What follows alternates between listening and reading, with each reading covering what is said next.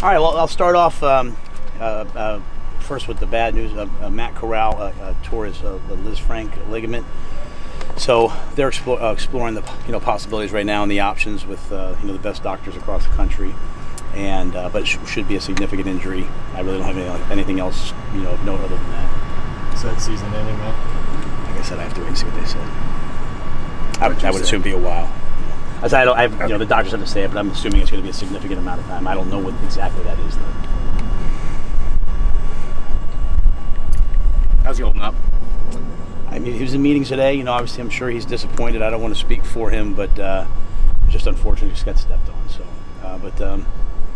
we'll do our best to support him and help him make the gains he needs to make in the current time. So, Matt, after getting back, getting through film, how encouraged were you with what you saw from the twos in the offensive line yesterday? Yeah, it's like everything else. There's some good, some bad. I think, obviously we played Icky and Brady for a couple series. I just showed the team had a team meeting. Icky came around on a pull and knocked a guy about 7 yards down the field. He also those guys both got beat on a twist that we had seen all week that we can't get beat on. Got edged one time. So that's why we felt like those guys needed to play. They're working together. But I thought after that, I thought you saw them make some improvement and adjust. Those are good. Judon and Wise those are excellent players. So it was really good work for them. I was really encouraged coming out of the whole week. I thought both joint practices were good coming out of the game. A lot of things we have to clean up. I think the biggest thing is offensively, we played our best football against their ones. As the game went on, we weren't as competitive, which is both encouraging and discouraging. The second and third drive, I think we had several plays, got all the way down to 35, then had some penalties and some sacks.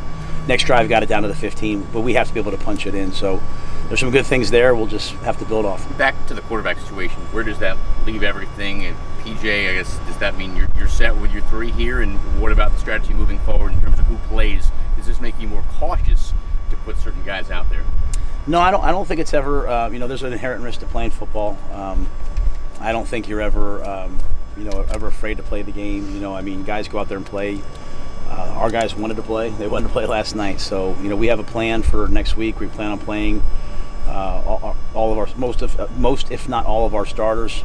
So, we'll move forward with that. That was an unfortunate thing, but getting stepped on could happen in a team period. So we'll continue with our plan. I was looking at the tape, man. Did it happen early on in that play? It was hard to see. I can't tell that. To be honest with you, he came off. I was actually telling him, if you're hurt, get down. Don't hop off on the thing.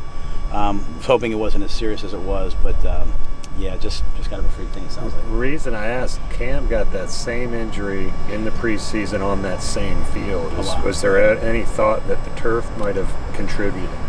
That has not been said to me. All my communication has been through doctors and trainers. It's just been, hey, this is what it is. So, I'm just kind of leaning on them. Clear, was it a Patriots player that stepped on it, his own player? Or guys, I'm sorry. I don't want to speak and then be wrong. So I just know what he told me when I was told. And how disappointing, Matt. You guys, understandably, this was going to be a developmental year, but now it's kind of a lost year. Yeah, I hate it for him, but I hate it for any time one of our guys is hurt. I thought he was playing well too. I left him in that situation down there, backed up too, because as I said last night, I wanted him to have that. Hey, there's the crowd, here's the noise. But I thought I saw a lot of really nice signs early on in the game. Found some guys that were open, did some good things. So, but I know Matt's a battler, and so this year of development, he's just going to have to grind, both taking care of his foot and all the things he needs to do as a quarterback. So hopefully, someday he'll look back and say it was a blessing. But I hate it for him right now. I saw him getting off the plane. It's really kind of a cool thing. J.J. Jansen and Heck, they both sit up in first class and gave both their seats to Corral and Spencer Brown. Those guys are loved by their teammates, and I just hate it for them. But hopefully we'll get it taken care of the right way, and then just start that process. So to be clear, the intention will be to put him on the injury reserve then. Yeah, again, I don't want to speak for that. It's Scott's job and the trainers and doctors. So they're on the phone with people right now. So like I said, I'm pretty sure we all know it's probably going to be a long-term injury. What that is, though, if it's all that, I'll let those guys decide. So now you say you're going to play your starters. Are you ready to name a starter starting quarterback yet, or are we still playing it by ear? No, I mean, I think today's about yesterday and recapping yesterday. So, as we head into the week, we'll be more forward facing. But right now, we kind of spent today watching the tape, working on yesterday. So nothing new in terms of guys who didn't play. When you said a couple weeks ago you'd probably keep 3, I think the assumption was Matt as a third rounder would be one of them. Does that change the math at all for you guys? It potentially could. I think we'll take the best available guys. We knew with Matt that if he's up, we want to have him sort of in a certain role. But that didn't mean he couldn't be the 2 either. That's why I went to play him last night. So we were going to kind of play it by ear. But that was the thought at that time. Right now, again, this has all happened pretty fast. So we're just really worried about Matt and making sure that he gets what he needs, and then we'll adjust over the next couple of days. Do you plan on having the starter name for your quarterback before the Buffalo game? You guys are awesome. I love you. I'll call you guys first as soon as I'm ready. I promise. No, I like I said, we just today. I think this is the right thing to do today, just to deal with the game from yesterday. And our guys are in here working today, and then tomorrow they have the day off. So we'll see how things go. Matt, you activated Shaq Thompson off the PUP list. How much, or will you be able to tell where he is in the coming week? Yeah, I mean, he's running, he's moving. He wanted to start. I wouldn't look for him to play versus Buffalo. I think the thought process all along was get him to this point where he can run and move and pass those tests, and then give him 2 weeks to get ready for the game. So he feels good and he wants to get moving. So we'll do a really good job return to play of making sure he doesn't come back too quickly. But before the game yesterday, he was running. I mean, he looks good.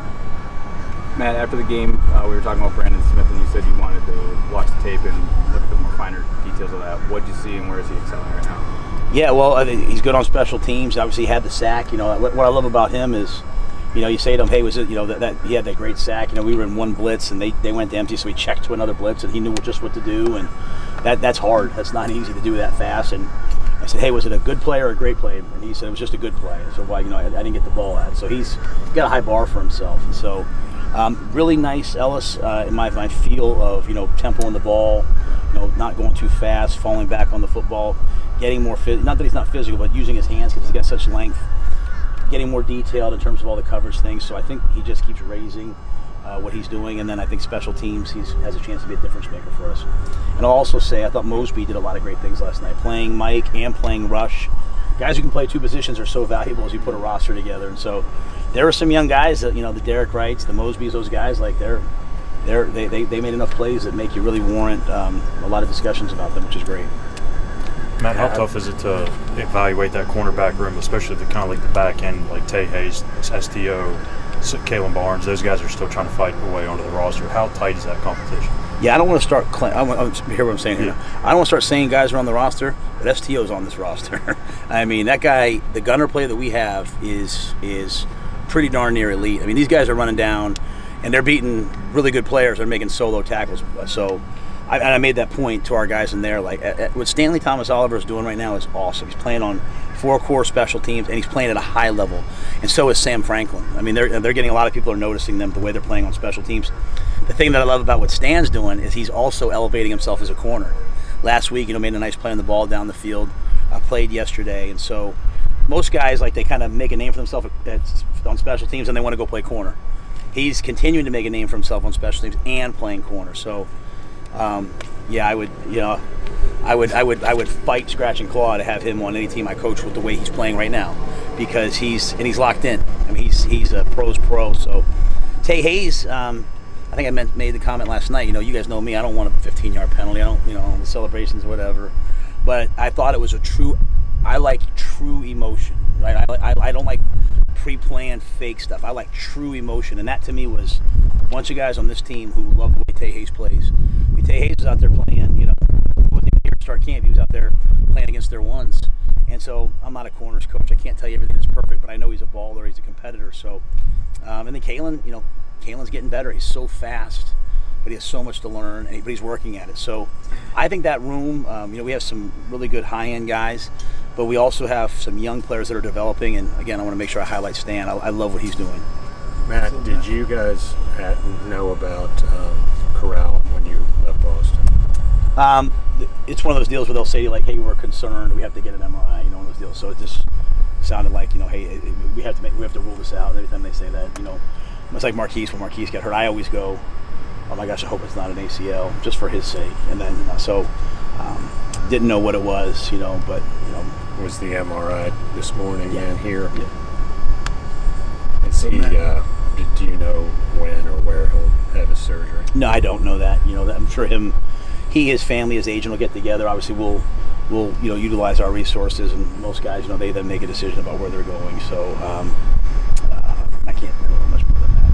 Does that kind of reinforce to you why you wanted to keep two good quarterbacks and a third on the roster initially, or? Yeah, I mean, I think I've kind of said a bunch of times. I think at the end of the day, I forget the number. I said 16 or 12 out of 32 teams played with one quarterback the whole year. I mean, that position takes a beating, right? And so we want to have as many good players at that position as possible and make no apologies for it. So Matt was coming along. Hopefully he'll be healthy. But we also know throughout the course of the year. I mean, I don't. You guys have been covering the Panthers longer than I've been here. I don't know the last year that one quarterback played the whole time, and that's true for most teams. It's just the league. He played in 17 games. It's physical. You need to have good backups. So as much as I know everyone's excited about the quarterback battle and competition, I'm always worried about, hey, is every guy in that room getting better and playing better? Because what I found over the years, you might need them all. So. How did you make out with the other guys who left? Burris, Barno, Cam Irving. Yeah, Barno hamstring. I don't know how long he'll be. Cam Irving, he went back in there. Dislocated his elbow, went back. Cam's had a really good camp. You said, Burris was kind of done at that point, so I think he would have been able to continue in that game or play this week, so he should be fine this week. Was he ribs? He was ribs, yes. They just had to rule it out. And then Spencer Brown came out, so I'd say he's week to week right now with an ankle sprain. Matt, do you expect any of the tight ends to be back for Friday that were out this past preseason game? So that was just Ian and Colin that were out this past game, right? Yeah. Oh, and Babbage. There's a chance Babbage should practice this week. Ian, I would not say would play this week. Ian should be able to start to practice this week some, but would not take hits. Would not take contact yet for another week. There would, he needs another week of that. And I think Colin will probably. Matt, is Terrace going to practice today? Today's more of like a jog, get him moving. I mean, that was a hard couple days and getting in at 4. So we're going to come out here. We're going to move around. So I'd anticipate him doing that. Really, the question is, will he go on Monday? And I'll have to wait and see. What was your thoughts on Icky's progress from game 1 to game 2? He did what great linemen have to do. Is he got beat and he had to battle back from it. The first game things kind of went his way a little bit more. This game, he got beat on the twist and he got beat on the bull, but he came back. And I think the thing for him is, as I said since the very beginning, it's not going to be the run game. It's going to be the pass protection and handling all these guys and these guys studying you. And you go against Judon and Wise and all those guys all week, and they study you. So he still has progress to make. He still has work to do. That's why we played him. But I like the way he's trending. I like where he's headed. You were talking about versatility just in the team in general. With Cade Mays, working at guard and at center, what have you seen from him throughout camp, and what's your evaluation? Yeah, he's kind of a 4 or 5 position backup. He can play center, he can play guard, he can play tackle. I like his play style. He plays hard. He has some development to do in terms of playing with great pad level and playing a little lower. But he can go into a game and play right tackle. He can play center. So I think Cade's was kind of a Swiss Army knife back there. And we have a couple guys like that. Dennis Daly last night played right tackle. He played left tackle. Cam can play all 5. Cam Irving can snap. He snapped in this league. So those guys allow you to have versatility and go into a game knowing that you have enough guys at every position. Good. All right. Thanks, guys. Thank you.